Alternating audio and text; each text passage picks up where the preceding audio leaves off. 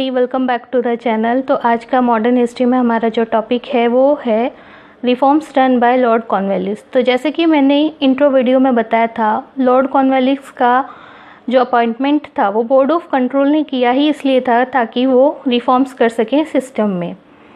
तो Lord Cornwallis ने mainly इन चीज़ों पे रिफॉर्म्स करे, जैसे administrative reform, judicial reforms, police reforms और परमानेंट सेटलमेंट रिफॉर्म के लिए भी वो जाने जाते हैं।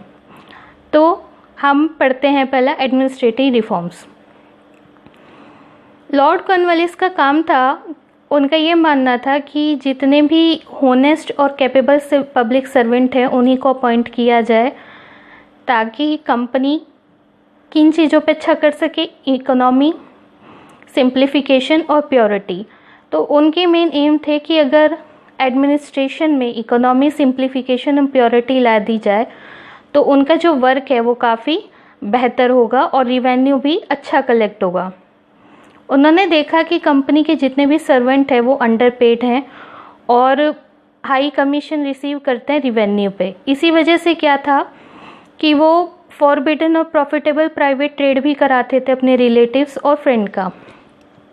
क्योंकि क्या था कि जब कंपनी से उनको कम पैसे मिलते थे लेकिन उनकी इमेज में जो पब्लिक सर्वेंट हुआ करते थे कंपनी के, वो काफ़ी प्रेस्टीजियस हुआ करते थे। तो जब एक सर्वेंट जाके देखता था कि वो अंडरपेड किया जा रहा है और उसको इतनी ज़्यादा प्रिविलेजेस भी नहीं दी जा रही, तो क्या करते थे, वो और कमाने के लिए दूसरे रास्ते ढूंढते थे।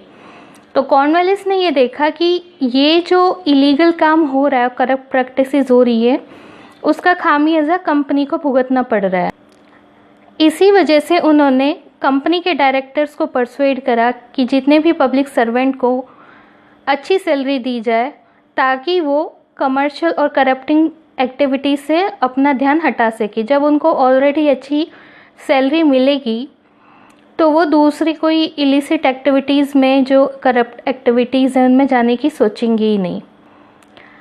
कॉर्नवालिस ने पब्लिक सर्वेंट को अब मेरिट के बेस पे लेना शुरू कर दिया और इस तरीके से इंडियन सिविल सर्विस की फाउंडेशन की शुरुआत हुई। अपना खर्चा बचाने के लिए उन्हें बहुत सारी जो पोस्ट थी उनको भी उन्होंने एबलिश कर दिया। एक अनदर मेजर रिफॉर्म किया कॉर्नवालिस ने, वो था कि उन्होंने 3 ब्रांचेस को सेपरेट कर दिया, जैसे कि कमर्शियल, जुडिशियल और रिवेन्यू। यानी कि एक डिपार्टमेंट सिर्फ कमर्शियल देखेगा, एक जुडिशियल देखेगा और रिवेन्यू देखेगा। जैसे कि जो पहले कलेक्टर्स हुआ करते थे एडमिनिस्ट्रेटिव सिस्टम में, वो जुडिशियल वर्क भी किया करते थे और कलेक्शन भी करते थे रिवेन्यू का। लेकिन लॉर्ड कॉर्नवालिस ने कलेक्टर्स को सिर्फ रिवेन्यू कलेक्ट करने के लिए ही काम सौंप दिया, उनको जुडिशियल सर्विस से रिलीव कर दिया गया लॉर्ड कॉर्नवालिस के द्वारा। तो ये तो जो मेजर रिफॉर्म करे थे लॉर्ड कॉर्नवालिस ने, ये एडमिनिस्ट्रेटिव रिफॉर्म करे थे। उनकी पूरी कोशिश थी कि एडमिनिस्ट्रेशन को एक बेहतर प्रोसेस के थ्रू लाया जाए। अगला जो रिफॉर्म्स किया था मेनली वो उन्होंने किया था जुडिशियल रिफॉर्म्स में। यहाँ पे उनका साथ दिया सर जॉन विलियम्स ने, जो कि एक जज भी थे और ग्रेट स्कॉलर भी थे। सिविल और क्रिमिनल कोर्ट्स दोनों अलग अलग हुआ करते थे। जैसे कि जो जुडिशियल सिस्टम था उसके टॉप पे जो हाईएस्ट सिविल और क्रिमिनल कोर्ट हुआ करते थे अपील करने के, वो थे सदर दीवानी अदालत और सदर निज़ामत अदालत, जो कलकत्ता में थे। और वहाँ पे उसको जो प्रिसाइड किया करते थे इन कोर्ट को, वो थे गवर्नर जनरल और उसकी काउंसिल। इसके अलावा 4 प्रोविंशियल कोर्ट्स भी थे अपील के, कलकत्ता में, ढाका में, मुर्शिदाबाद और पटना में। यहाँ पे 3 यूरोपियन जजेस थे जिनको इंडियन एडवाइज़र असिस्ट किया करते थे। डिस्ट्रिक्ट और सिटी कोर्ट्स यूरोपियन जज के अंडर काम किया करते थे। हर एक डिस्ट्रिक्ट में कोर्ट प्रोवाइड किया था, जैसे कि बताया कि कॉर्नवालिस ने कलेक्टर्स को उनकी जुडिशियल सर्विस से रिलीव कर दिया था और उन सीधे जो रिस्पॉन्सिबिलिटी थी अब जज की, जुडिशरी की, वो जज के अंदर ला दी गई थी। तो इसी वजह से अब डिस्ट्रिक्ट जज भी अपॉइंट होने लगे और कलेक्टर्स जो हुआ करते थे, जो सिविल सर्वेंट हुआ करते वो सिर्फ रिवेन्यू कलेक्ट करने का काम किया करते थे। जो इंडियन जज होते थे, जिन्हें मुंसिफ भी कहा जाता था, उन्हें सभी कोर्ट में अपॉइंट किया जाता था जुडिशियल सिस्टम के बॉटम वाले लेवल पे।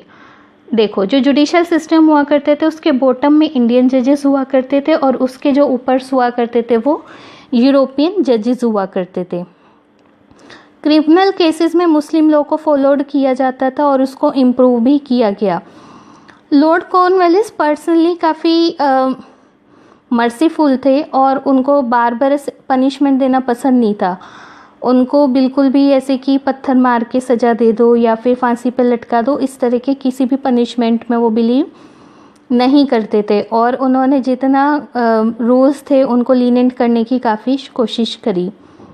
इसी वजह से कॉर्नवालिस को लॉ गिवर ज़्यादा कहा गया रादर देन ए एडमिनिस्ट्रेटर। अपने कोलीग्स की हेल्प से, जॉर्ज बार्लो की मदद से उन्होंने एक कॉम्प्रिहेंसिव कोड भी डेवलप किया एडमिनिस्ट्रेशन में, जुडिशियल, पुलिस, कमर्शियल और फिजिकल। ये जो कोड उन्होंने डेवलप किया जॉर्ज बार्लो के साथ, उसकी जो बेस था वो डिपेंड था बनाया गया था प्रिंसिपल ऑफ मॉन्टेस्क्यू का, जो उन्होंने अपनी बुक में दिया था द सेपरेशन ऑफ पावर, जो 18th सेंचुरी में यूरोप में काफ़ी फेमस भी हुआ था।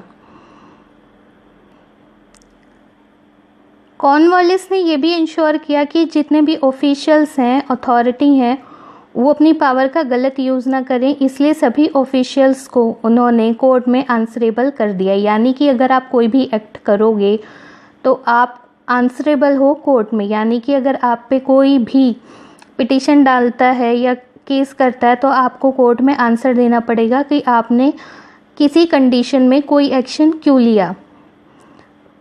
इसी तौर पर आते हैं अगले उनके रिफॉर्म पे, पुलिस रिफॉर्म्स में।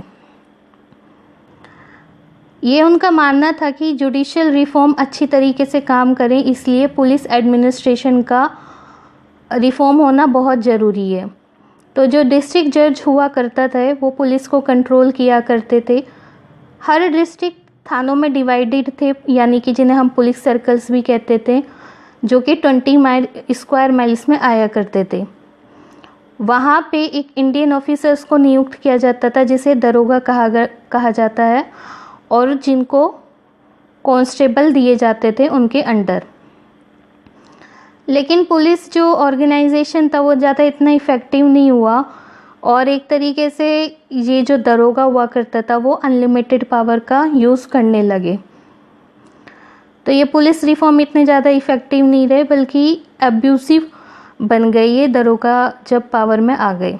इसके अलावा कॉर्नवालिस ने बोर्ड ऑफ ट्रेड को भी मैनेज करने की कोशिश करी। बोर्ड ऑफ जो ट्रेड हुआ करता था वो कंपनी के कमर्शियल इन्वेस्टमेंट को मैनेज किया करता था। चार्ल्स ग्रांट की एड की वजह से उन्होंने बहुत सारे अब्यूज़ेस और करप्ट प्रैक्टिसेस थी उनको ख़त्म करने की कोशिश करी और एक इंडियन वर्कर्स और वेवर्स को फेयर ट्रीटमेंट देने की कोशिश करी ताकि उनको सही तरीके से उनकी कमाई हो सके।